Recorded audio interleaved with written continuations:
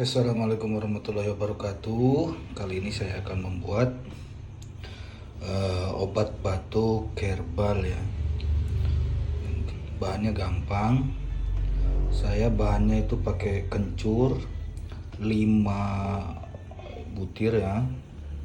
Terus pakai jahe 5 butir, air 1,5 gelas. 1,5 gelas karena ini mau direbus, jadi nanti tinggal segelas ya. Kalau seandainya sudah panas, sudah mendidih, jadi jadinya segelas ya. Lalu saya rebus seperti ini karena ini lagi musimnya, musim batuk ya. Saya batuk sudah hampir sebulan, ora mari-mari ya, belum lekas sembuh. Kemarin saya coba sekali pakai ini, alhamdulillah malamnya itu pas mau tidur itu sudah nggak batuk lagi, tapi masih ada, cuman udah nggak batuk ngekek seperti biasanya. Nah ini, jadi batuknya itu kambuhnya malam ya, malam kalau kita mau tidur, mau terlentang posisi badannya. Nah, saya pakai ramuan ini alhamdulillah ya.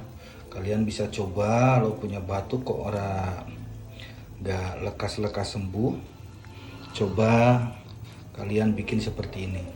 Itu ada kuning-kuningnya, kenapa ya? Itu saya pakai kunir ya, tapi setengah jempol, setengah aja. Mau gak pakai kunir juga gak apa-apa. Kalau bisa pakainya ditambahin lagi kayu secang. Jadi bahan utamanya kencur ya. Kencurnya dibanyakin aja, 5 dan untuk 1 gelas. 5 butir. Terus jeruk nipis setengah ya, saya pakai jeruk nipisnya setengah. Airnya dimasukin situ, diperes ya. Kayaknya ini udah mateng, saya mau matikan saja karena ini udah ada pemanasnya ya, nih besi pemanas. Jadi meskipun udah dimatikan tetap dia panas. Panasnya masih ada ya. Nah, nih ramuan herbal untuk mengobati, meredakan batuk yang bandel ya, bandel sekali.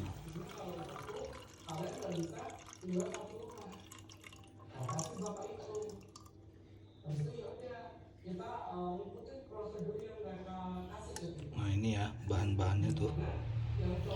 Ini ada jahe ya itu. Nah ini kunir nih.